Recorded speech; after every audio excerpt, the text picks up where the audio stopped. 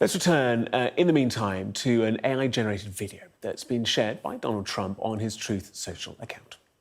Donald is coming to set you free, bringing the light for all to see. No more tunnels, no more fear. Trump Gaza is finally here. Trump Gaza shining bright, golden future, a brand new light. Feast and dance, the deal is done. Trump Gaza, #1. Trump Gaza shining bright, golden future, a brand new light. Feast and dance, the deal is done. Trump Gaza, #1. Discuss this further, we're joined by Palestinian British political analyst Yusuf Al-Khalou, who directed the Phoenix of Gaza documentary film. Yusuf, appreciate you making time for us here on Sky. Well, let's start with the blatant question here. What do you just make of what you've seen? I love the video, to be honest. I mean, it's just imaginary situation in Gaza. It's just insane that Trump, he wants to transform Gaza into a holiday destination where are thousands of Palestinian bodies still under the rubble. Look, I was in Gaza in the summer of 2023, and I saw the beauty. Gaza had nice hotels, resorts, villas, nice places. And 15 months ago, before Israel's genocidal war, those places were enjoyable. I enjoyed myself with my family when I was there. We would like to see Gaza flourished. If Israel and the US allowed Palestinians to build their city or to extract the field gas of the seashore of Gaza, 35 nautical miles, Gaza would have become Singapore or Dubai.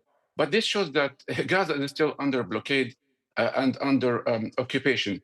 By the way, Gaza enjoys a nice beach on the Mediterranean Sea, and Gaza seaport is the only port closed for shipping across the Mediterranean Sea.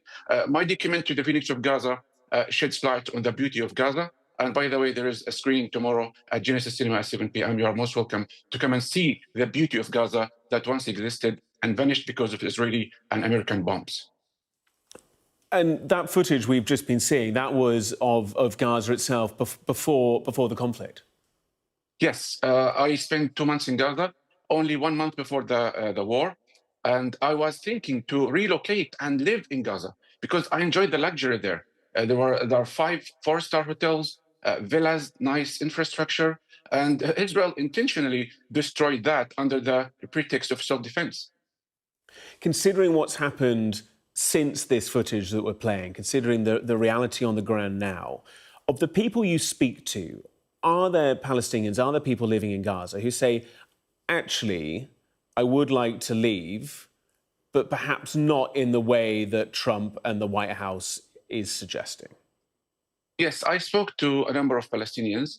They said that Israelis, they have dual citizenships. We are willing to go abroad if, for example, the US administration or the United States or Trump absorb us to go there and live in Florida or in any other state.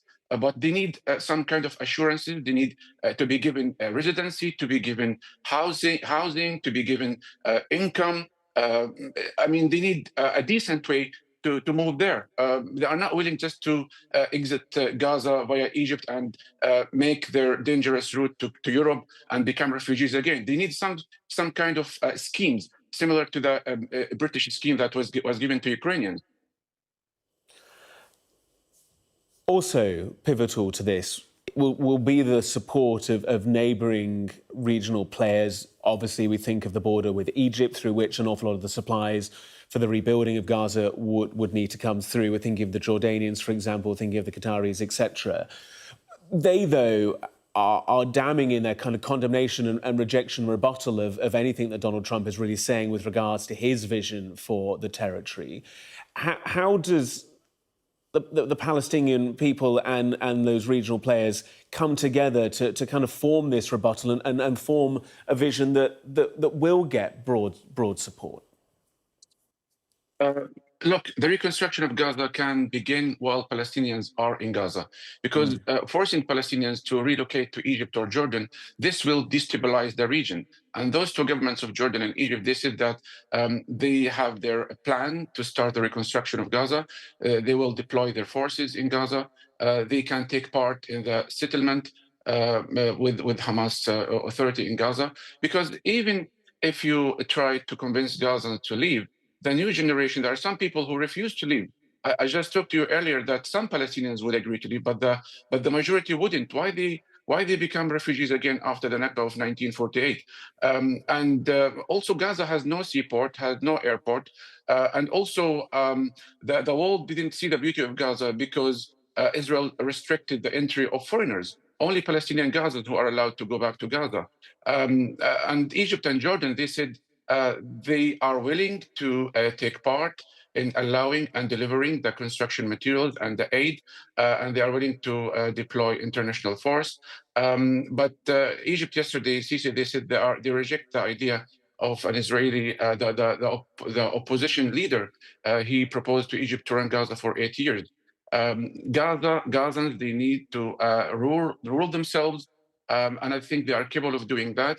Any settlement to the Gaza situation should involve Hamas, Fatah, all players in the region, because you cannot, sideline any political party. The root cause of the problem is the Israeli control of Gaza, the digital occupation, the digital siege and blockade. Gazans are not allowed to fish freely along the 45-kilometer coastline. And I wish if that video becomes a reality, I wish if Gaza becomes open to the whole world to come and enjoy that luxury. But will Israel allow Palestinians who were forced to flee in 1948 and 1967 to come and live in Gaza? Is the US now has a mandate? Is it under American occupation? I mean, what's the future of Gaza? This is the question. And you note there some of those key dates in the history of Gaza, testament to the fact that some of the timescales involved in this as well.